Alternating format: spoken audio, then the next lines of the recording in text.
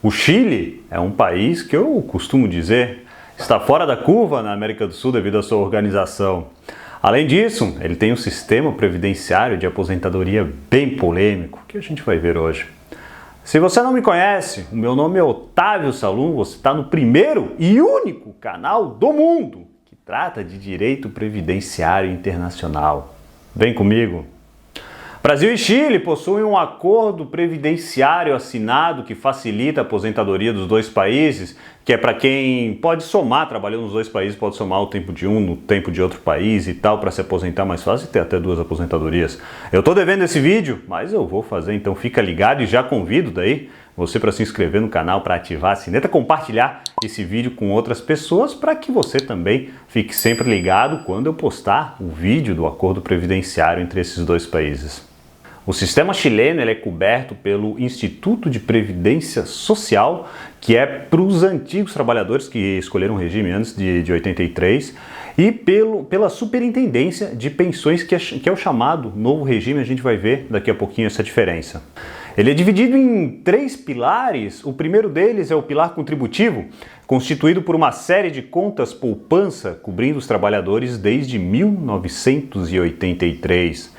O segundo seria o pilar solidário, que é financiado pelo Estado, e terceiro tem um pilar voluntário, que permite aos empregadores de completar a aposentadoria dos trabalhadores através de aportes. Então, nesse caso, os empregadores, as empresas, no caso, elas vão contribuir também para a aposentadoria dos trabalhadores, a fim de aumentar o valor desse benefício.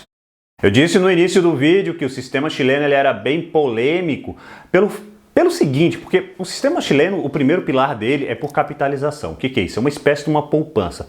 Pensem na nossa previdência complementar. Você vai lá, faz uma previdência complementar, sei lá, com a Caixa, ou alguma previdência, no caso dos advogados, com a OAB-Prev. Só que pra gente no Brasil, essas previdências elas são como se fosse um segundo pilar, elas complementam o INSS. No sistema chileno não, elas têm esse primeiro pilar, já é o primeiro pilar, então a pessoa tem uma espécie de uma poupança, ela vai pagando para ela mesma nessa poupança, que daí lá na frente ela vai poder receber um benefício. Até em razão dessa polêmica e tal, para quem é da área, para quem se interessa, eu deixo no link, alguns links na descrição do vídeo, que tem inclusive artigos jurídicos tratando, falando bem, falando mal desse sistema. Além disso, tem algumas leis também que eu cito durante o vídeo que vão estar lá, o link se você quiser dar uma aprofundada sobre o sistema chileno. Os requisitos para se aposentar no Chile são os seguintes: o homem ele tem que ter pelo menos 65 anos, eu estou falando da regra geral, tá pessoal? O homem tem que ter 65 anos de idade e a mulher 60 anos de idade. Além disso, tem que ter a chamada carência, que é o tempo mínimo de contribuição. Então tem que ter também pelo menos 20 anos de contribuição. Você tem que ter, é tipo no Brasil, né? No Brasil a gente tem 15 anos de contribuição, 65 homem e 62 a mulher. No Chile são 20 anos de contribuição, 65 homem, 60 a mulher. Como eu falei para vocês, essa é a regra geral. Tá? Existem várias exceções, mas só para dar um exemplo para vocês, se o trabalho é insalubre, a pessoa pode se aposentar um pouquinho antes. Se a pessoa contribuiu com valores mais altos durante toda a sua carreira, carreira contributiva, eu quero dizer, tá? Então, nesse caso, ela vai ter um saldo maior na sua conta, na sua poupança, digamos assim. Então, ela também, dependendo do caso, cumprindo alguns requisitos, ela pode vir a se aposentar um pouquinho antes da regra geral. E além disso, caso o benefício, a aposentadoria, quando a pessoa for pedir, for inferior ao mínimo lá deles, ao mínimo legal deles, então o Estado pode vir a ajudar para complementar, para a pessoa não ficar ali com benefício que não consegue nem pagar as necessidades básicas. Além disso, existe uma espécie de um complemento de aposentadoria chamado aporte solidário, um aporte solidário para aposentadoria por idade. Aí no caso, ele tem alguns requisitos, eu trago para vocês. O primeiro é que a pessoa tenha ao menos 65 anos, tem que ter pelo menos 20 anos de residência no Chile, a partir dos 20 anos de idade, tem que ter pelo menos 4 anos de residência no Chile nos 5 anos que antecedem o pedido de aposentadoria. A pessoa, para pedir esse aporte, tem que receber um benefício, uma aposentadoria, no caso inferior, a chamada pensão básica solidária. E além disso, a pessoa tem que comprovar baixa renda nos termos da lei chilena, daí a lei chilena define o que seria um baixa renda para eles. Então, uma vez que a pessoa preencha esses requisitos, ela vai ter esse complemento solidário, né? Esse complemento do governo chileno para sua aposentadoria aumentar um pouquinho. Também, eu acho que muito parecido com o Brasil, eles têm a pensão de solidariedade, que é isso. Se a pessoa não atinge os requisitos para se aposentar, o governo chileno vai acabar pagando essa pensão de solidariedade, que ela, na verdade, pelo que eu dei uma olhada, pelo que eu entendi ali, ela é uma espécie de benefício assistencial. Aqui no Brasil seria um benefício assistencial, seria o nosso LOAS, não é exatamente a mesma coisa, mas eu penso que seja essa a ideia. Além disso, o benefício, a aposentadoria, ela pode aumentar ainda se a pessoa tiver filho, seja adotado ou não. Seria o chamado, seria uma espécie de um suplemento por filho, tá? Então, nesse caso, a pessoa pode ter esse suplemento, esse adicional e aumentar mais um pouquinho ainda o valor do benefício. Então vocês veem que a própria lei chilena, e de novo, as leis elas estão na descrição ali para quem quiser dar uma lida, você vê que a própria lei chilena ela prevê várias situações para complementar o benefício. Quando eu falo benefício, é aposentadoria, tá?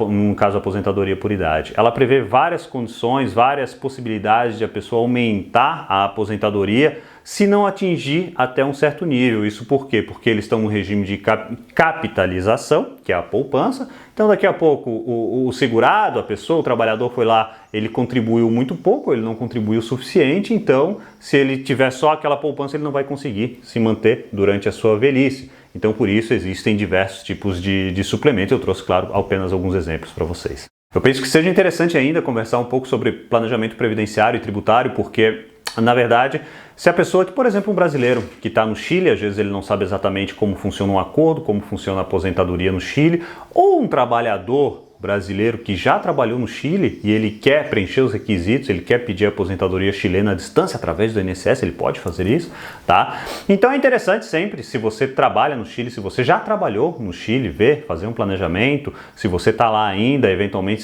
seria interessante continuar contribuindo para o sistema brasileiro. A gente contribui daí para quem não é residente no Brasil, a contribuição seria como facultativo, que diz, né? E já pegando o gancho de não residente, residente, isso também é importante para a questão de imposto, para a questão de saber onde você vai declarar o imposto, porque se você não é residente no Brasil e você se aposenta, tem uma aposentadoria brasileira, o INSS pode mandar o valor da sua aposentadoria para o Chile, mas vai ter um desconto de 25%, independentemente do valor do seu benefício. Se você ganhar um salário mínimo ou no teto, então nesse caso é a alíquota fixa de 25%. Existe até uma ação no Supremo e tal, mas a coisa ainda não definiu, acho que vai demorar um pouquinho. Então é interessante, se você está nessa situação, se você está pensando em ir para o Chile, que você se prepare, que você, enfim, faça um planejamento, tanto na área previdenciária, vale a pena eu continuar pagando a Previdência Brasileira à distância? Não, não vale a pena. Então tem que ver caso a caso, tem que calcular, tem que fazer simulações e também ver a parte tributária, que é muito importante. Não adianta ficar declarando o imposto como muita gente faz, declarar imposto no Chile, declarar imposto no Brasil, porque a pessoa, sei lá, tem um imóvel no Brasil, daí recebe aluguel, daí não declara no Chile, só declara no Brasil, enfim, faz uma confusão toda que na verdade não é isso que a lei diz, a pessoa está fazendo tudo errado. E se a pessoa está fazendo tudo errado em questão fiscal, a pessoa pode, claro, ter um problema grande lá na frente. Então evite isso e procure um profissional da sua confiança para fazer esse planejamento e para não ter surpresa desagradável lá na frente. Falando um pouco sobre esse regime de capitalização, eu gosto bastante de estudar a Previdência, não só do Brasil, do mundo, eu faço trabalho sobre isso.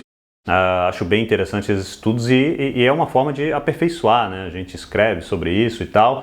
Então, a Previdência chilena, como eu já falei umas 3 vezes nesse vídeo, ela acaba sendo polêmica porque o primeiro pilar deles é de capitalização. O primeiro pilar, imaginem que no Brasil, nosso primeiro pilar, como ele chama, é o INSS, tá? O INSS é por repartição. O que é isso? Eu estou pagando o benefício do pessoal, a aposentadoria do pessoal que vai se aposentar lá na frente. O pessoal que está aposentado e está trabalhando também está pagando a aposentadoria, está pagando o INSS. E esse valor pode servir, espero que sirva para mim, para quando chegar a minha hora de me aposentar.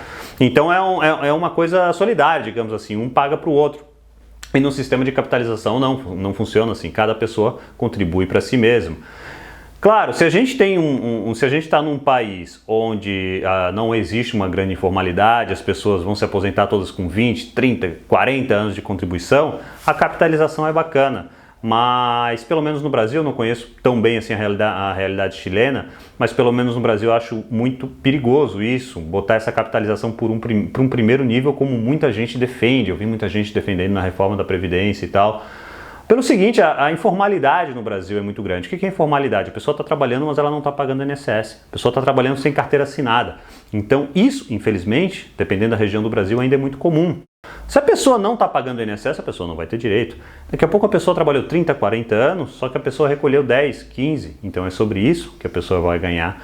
Então imaginem uma pessoa, por exemplo, que pagou 15 anos, no caso do Brasil, teria que ser 20 no Chile, mas essa pessoa pagou pouco tempo e essa poupança que ela fez vai ser a aposentadoria dela lá no futuro.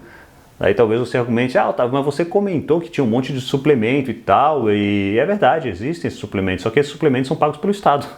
Então, de toda forma, se a pessoa não tiver muito tempo de contribuição, se a pessoa não tiver uma poupança legal ali, uma poupança com valor bom, então o Estado vai ter que intervir, o Estado vai ter que complementar a aposentadoria da pessoa. Então eu acho meio perigoso, acho bastante perigoso essa capitalização. Eu gosto da capitalização, mas para mim a capitalização teria que ser um segundo nível de previdência. Talvez até obrigatório no Brasil, já filosofando um pouco, mas no Brasil talvez fazer, olha, até tanto é obrigado a ser pelo INSS, a partir de tanto aí já é obrigado a ser por capitalização. Daí é bacana porque a pessoa garante pelo menos um mínimo, né? Um valor ali um pouco para se manter e tal. E daí depois a pessoa começa por capitalização, a pessoa teria uma poupança ali para depois sacar, ou para depois receber aos poucos e tal.